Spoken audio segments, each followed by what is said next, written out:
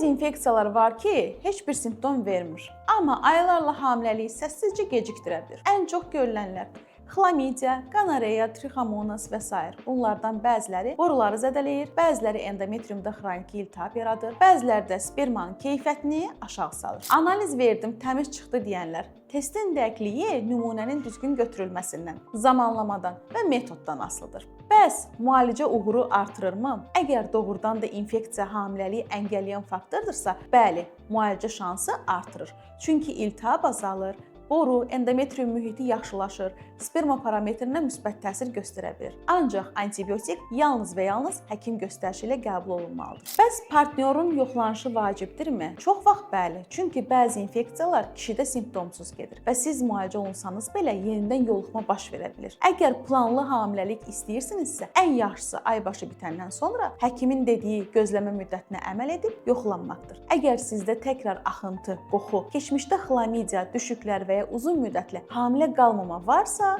gözləməyin. Ginekoloq tərəfindən mütləq yoxlanın.